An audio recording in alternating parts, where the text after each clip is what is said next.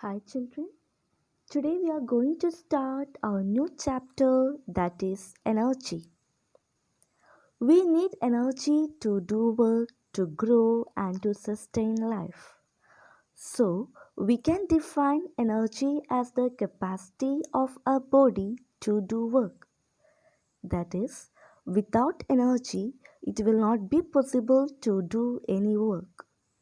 The term energy comes from a Greek word energia, which means activity.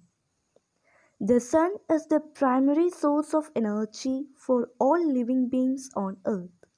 Why? Because sunlight contains a surprisingly large amount of energy.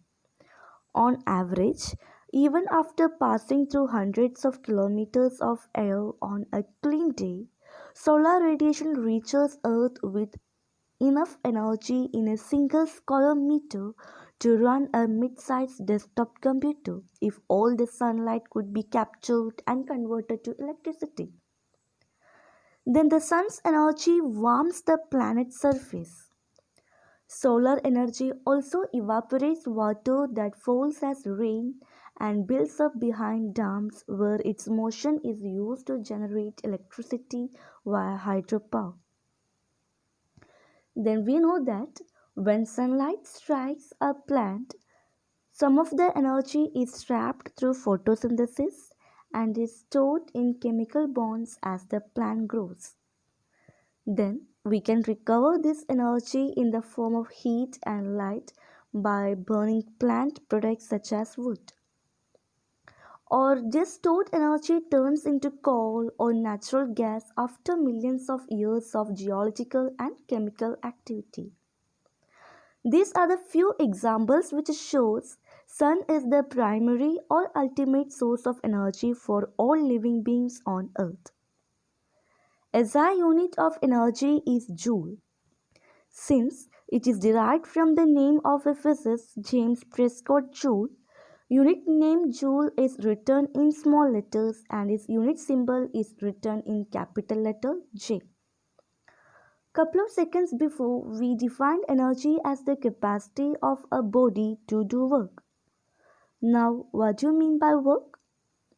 If a body displaced after applying some force on it, then we can say that it have some work. It have done some work. So we can define 1 joule as the amount of work done when a force of 1 Newton causes a displacement of 1 meter in a body in the direction of the force. As joule is also a very small unit, its multiple kilojoule is often used. That is, 1 kilojoule is equal to 1000 joule. We know that heat is a kind of energy. Heat energy is measured in calories. Its symbol is small letter CAL. A calorie is defined as the amount of heat energy required to raise the temperature of 1 gram of water by 1 degree Celsius. Since calorie is a very small unit, kilocalorie is used to measure heat for practical purposes. A kilocalorie is written as small letter KCAL or capital letter C and small letter A.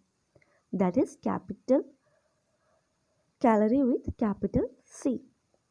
1 kilocalorie is same as 1 calorie with capital C, which is equal to 1000 calories with small letter CALORIES. It has been found that amount of heat energy required to raise the temperature of 1 gram of water by 1 degree Celsius is 4.186 joule.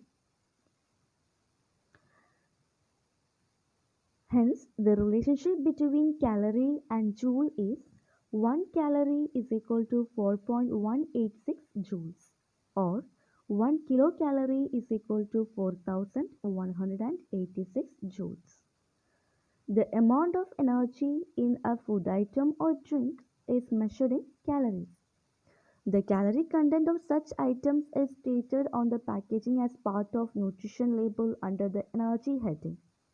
Such labels help us to compare the energy content of different products. That's all for today. Thank you and have a nice day.